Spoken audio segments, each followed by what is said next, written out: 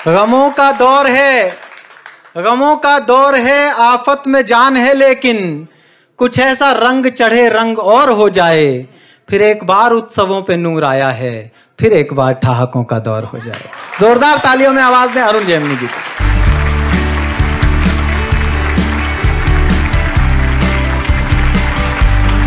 एक कविता में सुनाता हूँ, कहते हैं जी समाज ने उसे अपराधी बना दिया। ये आपने अक्सर सुना होगा, परिस्थितियों ने अपराधी बना दिया, समाज ने अपराधी बना दिया। अपराधी कोई जन्म से नहीं होता, मैं कैसे अपराधी बना। ओहो, हाँ ऐसा नहीं है, मैं कोई कपड़े ही वैसे हैं बस। एक रात जब मैं कवि सम्मेलन से घर आया तो दरवाजों को अपने स्वागत में खुला पाया। हाय हाय। अंदर कवि की कल्पना या बेरोजगार के सपनों की तरह सारा सामान बिखरा पड़ा था। हाय हाय। और मैं हूट हुए कवि की तरह खड़ा था। क्या क्या गिनाऊं सामान, बहुत कुछ चला गया था श्रीमान। बस एक ट्रांजिस्टर में बची थी थोड़ी सी ज्योति, जो घरघरा रहा था मेरे देश की धरती सोना उगले। बहुत अच्छे। सुबह होते ही लोग आने लगे, चाय पीकर और उपदेश पिलाकर जाने लगे। मेरे गम में अपना गम गलत करने के लिए ठूस ठूस कर खाने लगे। चोरी हुई सो हुई, चीनी पत्ती दूध पर पड़ने लगा डाका। 2 ही घंटों में खाली डिब्बों ने मेरा मुंह ताका। मेरी परेशानी देखकर मेरे पड़ोसी शर्मा जी ने ऐसा पड़ोसी धर्म निभाया, मुझसे पैसे लिए और पत्ती चीनी के साथ समोसे भी ले आया।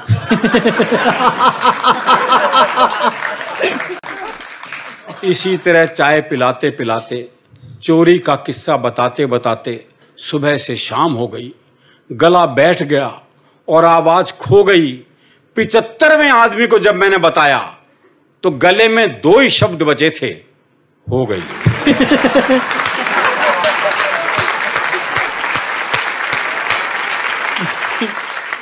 अगले दिन मैंने दरवाजे जितना एक बोर्ड बनवाया और उसे दरवाजे पर ही लगवाया, जिस पर लिखवाया, भाइयों और बहनों, कल रात जब मैं घर आया तो मैंने पाया कि मेरे यहाँ चोरी हो गई। चोर काफी सामान ले गए, मुझे दुख और आपको खुशी दे गए, क्योंकि मैं जानता हूं वो हर आदमी सुखी है जिसका पड़ोसी दुखी है। क्या बात है, वाह वाह वाह, आहा आहा। वो हर आदमी सुखी है जिसका पड़ोसी दुखी है। कृपया अपनी खुशी मेरे साथ शेयर ना करें, अंदर आकर चाय मांगकर शर्मिंदा ना करें। आपका आदर्शनाभिलाषी। आदर्शनाभिलाषी, बहुत अच्छे। लेकिन उस बोर्ड को पढ़कर एक सज्जन अंदर आया। मैंने अपना गला सहलाते उसे बोर्ड दिखाया।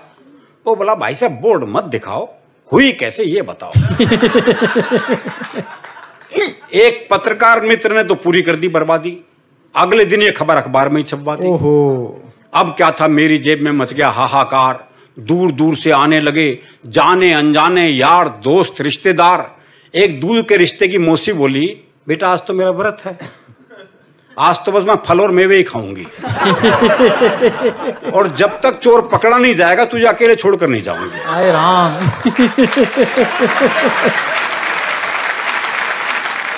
एक दोपहर जब मैं खाना खा रहा था तो एक सज्जन अंदर आए और मेरी थाली अपनी तरफ सरकाई और मेरी तरफ सवालिया निगाह उठाई। कितना नुकसान हो गया, क्यों रो रहा है। मैंने कौर उसके मुंह में जाते हुए देखा और कहा, क्या बताऊं, नुकसान तो अब तक हो रहा है। क्या बढ़िया दृश्य है। 10 दिन बाद मैंने हिसाब लगाया, चोरी तो 10,000 की हुई थी, पर उसका हाल बताने में 15,000 का खर्चा आया। मैंने सोचा बचे कुचे पैसे भी ठिकाने लग गए तो कहां जाऊंगा, ऐसे ही चलता रहा तो मैं तो मारा जाऊंगा। अगले 2 दिन मैं और इसी तरह से जिया, पर तीसरे ही दिन मैंने एक ऐतिहासिक और घनघोर फैसला किया। ऐतिहासिक फैसला किया, अपने भीतर फौलादी इच्छा शक्ति भर ली और उसी रात पड़ोसी शर्मा जी के यहाँ चोरी कर ली। शर्मा जी के यहाँ।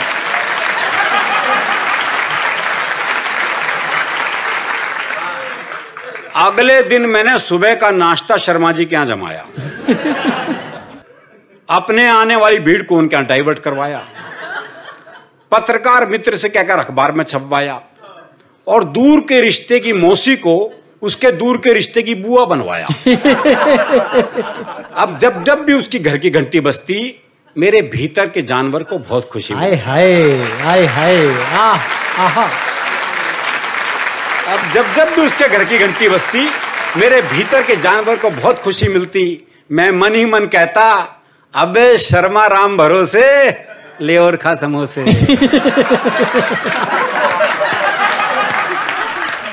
अब शर्मा जी की तबीयत बुझ गई, मेरी खिल गई।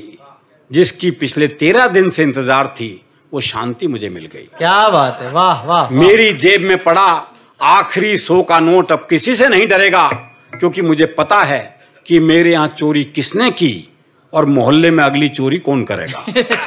शुक्रिया।